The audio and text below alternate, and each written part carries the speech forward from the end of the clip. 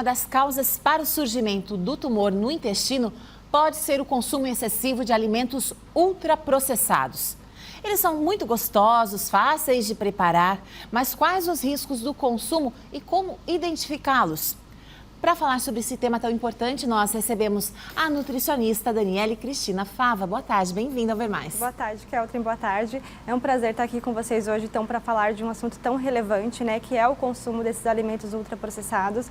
Eles ficaram com maior evidência para a gente, então, a partir, né, da publicação do Guia Alimentar para a População Brasileira, pelo Ministério da Saúde, que trouxe justamente a classificação, então, de um grupo de alimentos. Então, foi dividido entre os alimentos in natura, minimamente processados e ultraprocessados. Então, para que a gente entenda, né, essa classificação, como que seria? Uma espiga de milho, por exemplo, é um alimento in natura minimamente processado.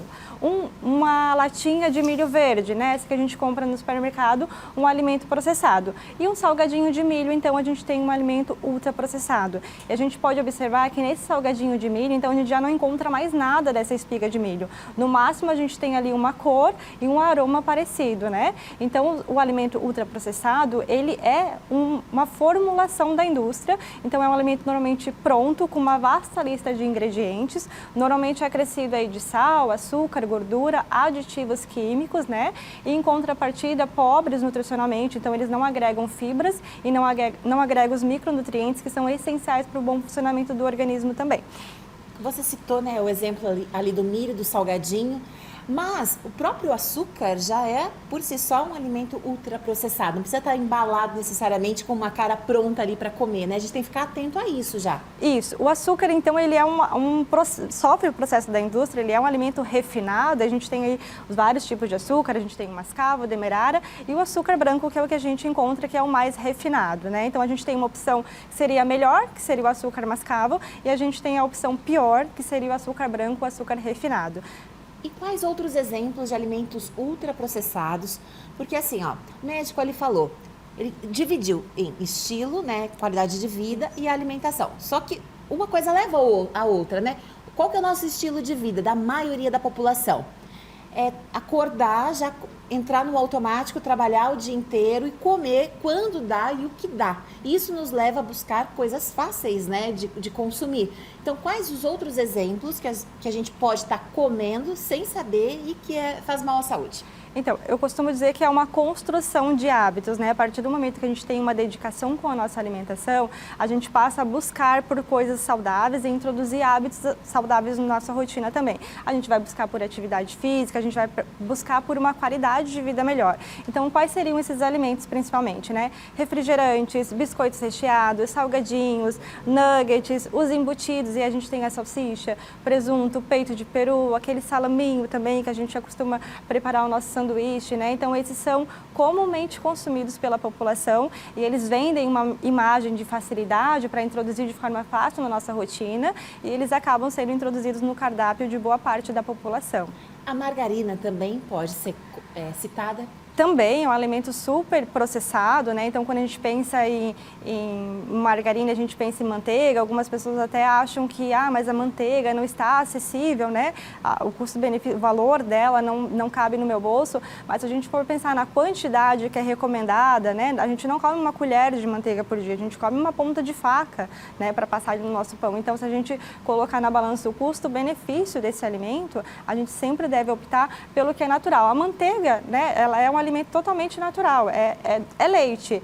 Enquanto a margarina, ela é um produto totalmente industrializado. Se a gente for ler a lista de ingredientes, ali tem várias coisas que a gente desconhece. E a indústria agora criou uma mistura de margarina com manteiga, que também é uma forma, né, de você achar que está pagando um pouco menos e está tendo um alimento bom. Não dá para substituir também, né? Não dá para substituir. Então, é muito importante que as pessoas criem o hábito de ler rótulos, né? Isso é importante.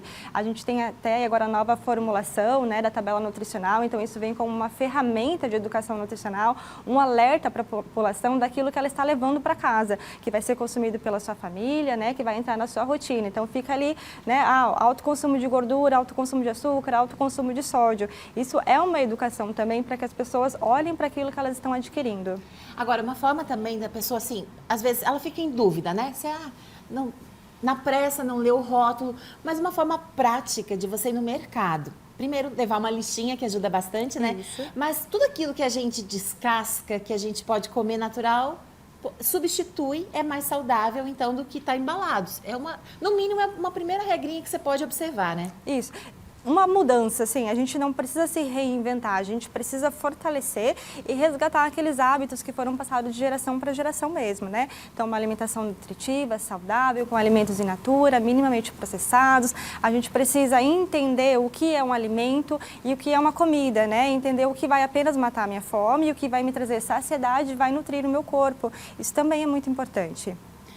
E principalmente com as crianças, né? Porque as crianças já estão crescendo com esse gostinho de comida pronta, que depois fica muito difícil reverter, introduzir outros alimentos. Exatamente, eles são o público-alvo da indústria, né? Porque é muito fácil da criança se envolver com personagens infantis e com esse sabor que os alimentos industrializados eles trazem.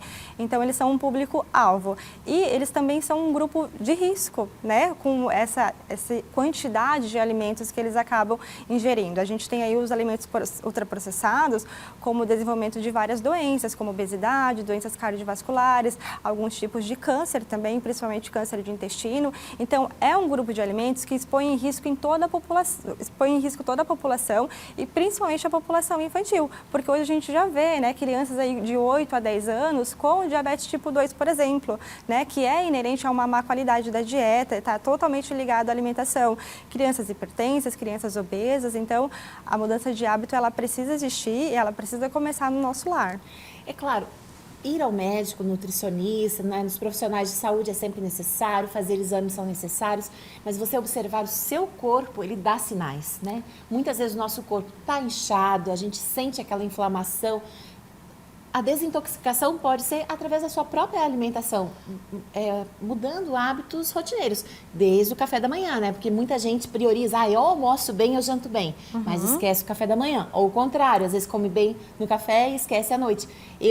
Particularmente, eu tenho esse problema à noite, né? Eu já chego cansada, às vezes a gente quer facilitar a vida e é ali que a gente coloca tudo a perder. É ali o ponto fraco, né? Então, o que é importante? A gente ter uma organização, a gente separar pelo menos o dia da semana para ir às compras, ir ao supermercado, comprar esses alimentos, então, in natura, minimamente processados, né? Ter verduras, frutas em casa à disposição e evitar que a gente traga para nossa casa esse tipo de alimentos ultraprocessados, porque quando eu tenho ele na minha despensa à disposição, fica muito mais difícil resistir. Então, se eu chego em casa e eu não tenho esse alimento, eu vou ter que preparar algo, né? Então, se eu tenho ali uma fruta já higienizada, eu tenho uma verdura pré-higienizada, eu vou ali, faço uma salada, monto sanduíche, né? Eu tenho um patê ali de frango pronto na minha geladeira, coloco nesse pão e aí eu vou garantir uma alimentação adequada.